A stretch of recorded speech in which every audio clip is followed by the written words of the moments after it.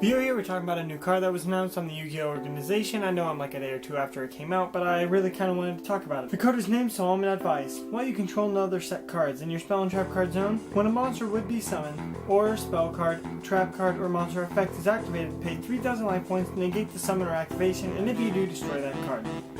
First of all, my first thought with this card is 3,000 life points is a lot, and you can't have any other back row to be able to activate this card. And so to most people that'd be a bad idea or a bad card thing. But then you look at a lot of the decks that I personally play. And the way I've been playing the game, I play with a very low trap lineup, such as 4, 5 cards, maybe less depending on the deck. Well, there are some decks that I have to play that I do use a lot of traps in. The majority of the decks I'm playing don't have a very heavy trap lineup. So this card is another version of that treacherous trapple. Now this card takes Solemn Warning or Solemn Judgment and kind of fuses them together into a new card effect.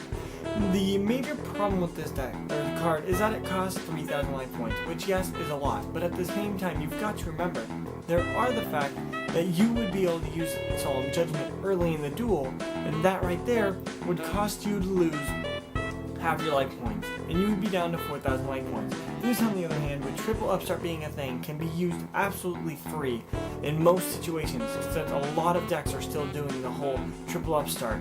A lot of them don't still play the triple reckless because they use other trap cards, but the 3 upstart is still a thing.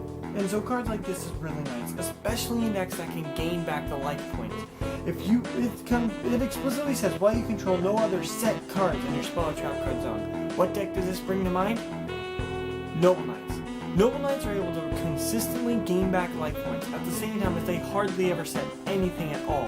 The whole deck is based off of monster effects, getting cards face up in the back zone, and then being able to be invincible. You are then able to save a zone for this card, and when your opponent tries to do something, pay 3,000 life points, which was really easy to get because of your card that constantly feeds you up with 500 life points a turn. This card, it just works amazing in that set. Now, it's not the best in most decks, as I was saying, but when you're playing decks such as Frog Monarchs, where they would have no cards that they'd set besides Treacherous Trapple, you can play this card instead. When you're playing decks of those variety, you can use this card to its max advantage. I would say, don't play more than one in certain decks. A lot of decks could not manage to pay for the more than one, but a deck like Noble Knights, I bet they could play 2. That's just saying. This card, it is first immediately written off because first of all you have to have no other set cards, and the second thing that is a matter with this card is 3,000 life points.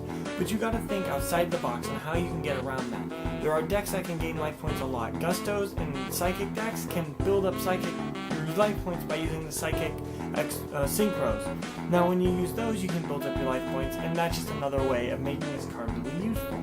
A lot of times though, you can also count on the fact that your opponent is going to be giving you life points off of upstart. I know that's something to be kind of relying on your opponent, but I am very certain that the majority of the meta that is not hat gives you life points off of upstart, and I've even seen a couple hat profiles using upstart. It's just, this card I think has its place in this meta, and when this card releases, I will personally be playing at least one in almost every deck I run, just because it is Solemn Judgment, only generic. I mean, it lets me do Solemn Judgment effect for 3,000 life points, and its effect is just, it stops things like Saitama, which kill me, but at the same time, if I set it, I can stop the Dark Hole too.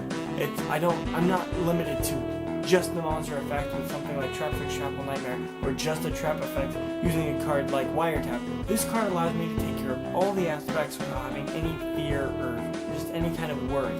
This card I think is a lot better than people are giving it. And plus, I think the card artwork is amazing. I really love the Solemn artworks and the Forbidden artworks. Those cards are just really, really neat, really cool art style, and this card is just another one to add to it. And the name Solemn Advice is just hilarious, because it's like, Solemn Judgment, no. Solemn Warning, do not do that again. Solemn Advice, I suggest you do not do that again. It's a suggestion. It's a suggestion by paying 3,000 life points and having no other cards. A lot of times if you set one go, a lot of people don't expect it. And if you're using stuff like Noble Knights and you summon cards and then you set one go, they're gonna like totally have no idea what that card is. And so in the end, it's just amazing because it's an effect veiler, sort of, and it does all that kind of stuff, stopping effects, stopping monsters, and I just really like the card. Tell me what you think of this card in the comment section below. I know a lot of you are just going to say it's too high of a cost, but you got to think there are decks that don't really care about the cost, and they can make up for the cost. Tell me below what you think of this card. Thanks for watching, and as always, have a wonderful day. Yeah.